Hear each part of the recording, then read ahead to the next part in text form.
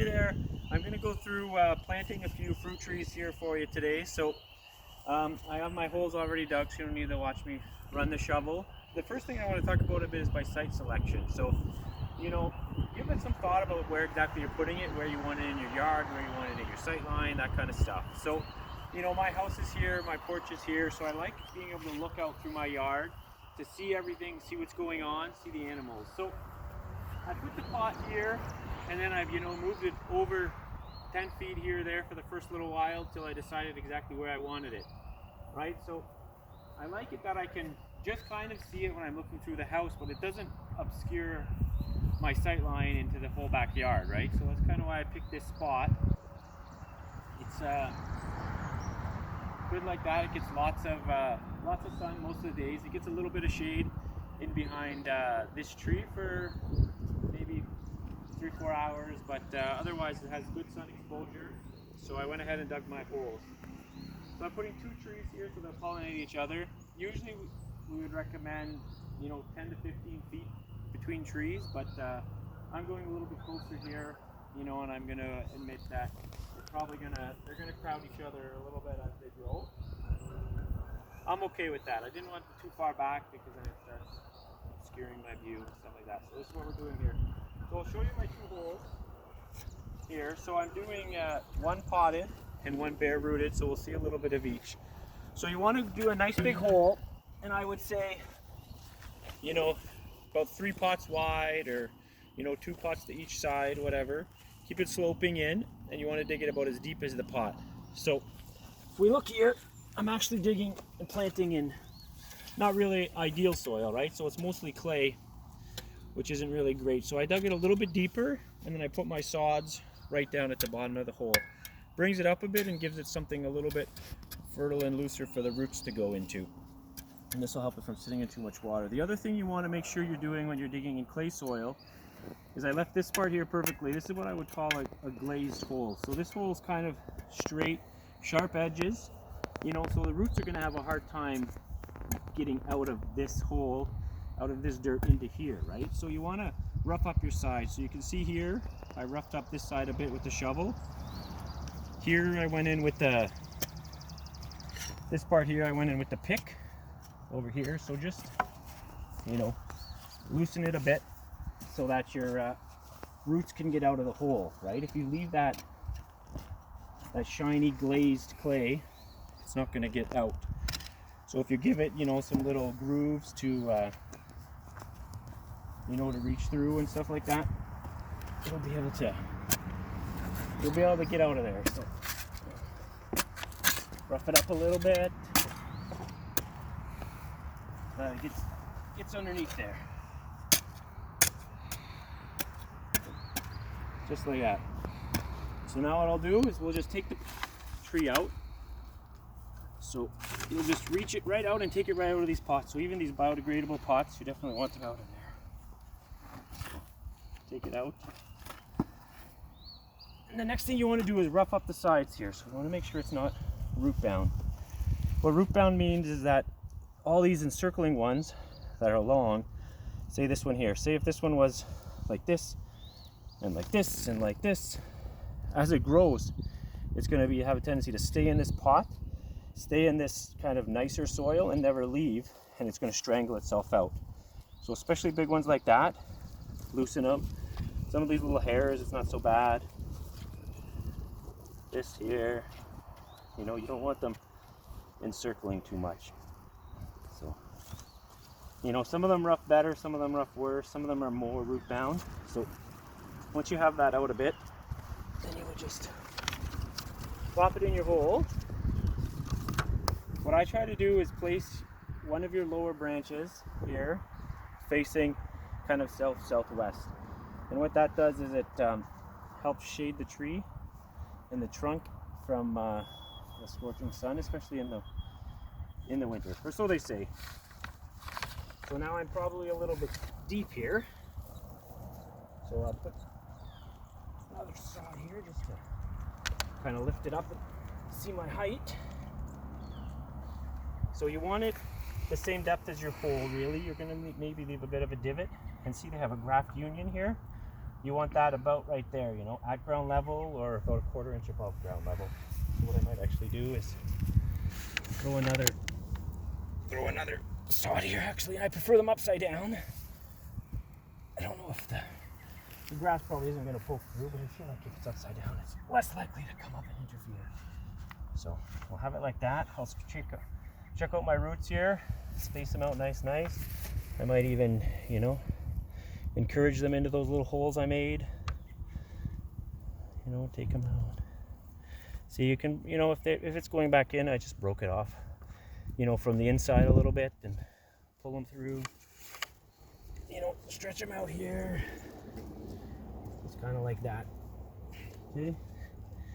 I'll put the rest of my sods back in. I like to put these tops in first because they're nice. They're probably a bit more fertile than the rest of this crap that's growing here. This is mostly clay and stuff, and then it'll also keep it from growing too much around the top, growing too much other garbage through there. So pin these roots kind of down where I want them. Do the same thing here. Sometimes if you have a helper to hold the tree, help support it for you, it could help a little bit. I don't know if we have that here, but I could probably prop it up or something here. I guess it's hard to, there you go, dig movies and prop trees at the same time. So we'll bring this out here like I was thinking. This one here, like I said, I wanted it kind of more this way. So down and down. Pin them in there. Like the level on these ones here. Throw it in. So this is where you can get into a bit of, you know, there's still a bit of debate and a bit on who you read and what you read when it comes to amending your planting hole. You know, so when it comes to just putting your native soil back in or adding some nice rich stuff to get it started, because this is, you know, you can see what I have here is mostly clay, so it's not great, you know, but the thing is it's mostly clay around, right? So I want the tree to get out of this. So the theory behind it is if you keep the planting hole too nice, the tree will never leave, and then, you know, in 3 years when it dies and you don't know why, it's actually because your hole is too nice and it's actually encircled the hole and become root bound, and the roots haven't actually spread out to support itself. So I'll just stop there. I think it'll probably hold itself up at this point, and maybe we'll resume the video once I'm done putting the dirt on and explaining some of the last minute stuff. The next thing here is I'll just show you a little bit of bone meal. You know, the instructions probably ask for about a cup per tree or a cup per inch of tree or whatever, but I'm not going to put that much in, just a little bit, and just sprinkle it kind of above the roots. I wouldn't put it directly on the roots because it can burn them. It can be pretty strong. So I'll fill that hole and we'll come back to this here, but we'll go over here and do this bare rooted one.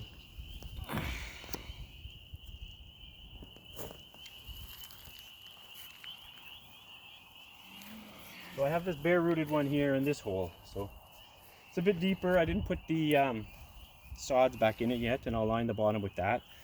But this one's, you know, very close to the other one, but it seems like it has, you know, it has a clay layer here, and it actually has a decent little layer of nice stuff here. It's got some sort of log in it. So this whole area was kind of backfilled. So some of it's got, you know, less than ideal stuff. Some of it's got nice stuff. So it'll be a little bit to see just what it does. So we'll put a bit of the sods back in the very bottom. Line the hole there.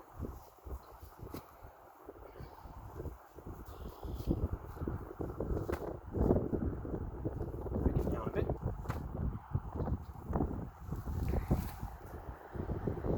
Yeah, there's even this big stick here. I never got it out. It'll be just fine, and maybe it'll rot. Feed it for years to come. So we'll get this bare rooted one. I had it in water there, so just soak it before you get it in the ground. And if you're looking here, so ideally this is the graft union of your tree. So you want it just above ground level, you know, maybe an inch above ground level. Some places graft them much higher, so it's a lot to bury, so I may end up going a little bit longer. But the nice thing about the bare rooted, you definitely need a holder or somebody to hold it, is you can actually spread out every single little root as we go and really encourage it to get out. This hole's not as big as I would have liked, but if you can see here, this is where I might have mentioned it before, that I have this comfrey that's kind of growing crazy all over my yard. From where they backfilled it, so there was comfrey here and then they backfilled it, now there's comfrey everywhere, so I can't mow this out of my yard. So, you know, it's here, it's here. So I went to the extent of the hole where I could find the comfrey so I didn't disturb it too much. And then it'll be closer to the drip line, it'll be a nice companion, but ideally a bit wider would have been nice. So what I'll do is we'll actually take this out for a second and I'll throw some of this looser stuff in. And then I'll be able to kind of pull it to the side, make a bit of a hole. And this one actually has some nicer soil, so I may end up, if I get adventurous, carrying it over there, the shovel, and putting it in. Go like this. That should give us a start here. We'll bring the plant back. Okay.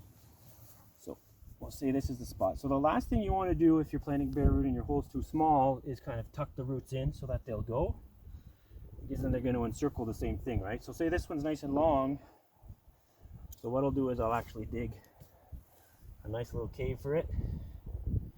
Tuck it in there. This one here, I want to kind of go this way.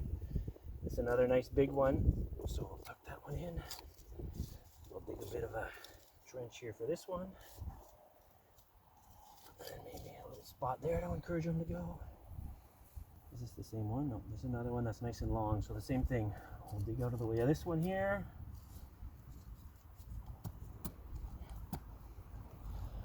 Dig a little spot for him, and then he'll be able to get out there. So we'll tuck his ends in. Just like that. Fill them up. Some of these little hairs I'll just leave around, whatever. I mean, you don't have to be meticulous about every single one, but we'll make it look good here. So come around, we want to make sure there's a few on each side to balance it out a bit. So here's a nice one here. I'll just get him going this way. I'll pack him. What I'll do is I'll dig a little bit here. I don't know if there's some that, yeah, nice one here that just got plopped in, and we'll make him a little trench. And maybe what I'll do too is we'll take some comparisons over time. If you're going to follow us for that long, we'll see which tree has more apples, which tree lives forever. So I'm happy with that. So now I'll just put the rest of the dirt. You can see one here too is probably a 2-year-old whip. They call it a whip when it doesn't have branches started yet.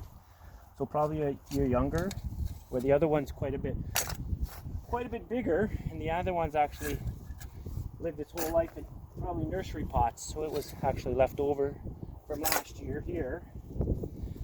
So it lived in a pot, so it's probably, you know, bigger than it should be for that pot. So getting them in the ground sooner is actually better. Younger age, they transplant better, you know, their roots get better.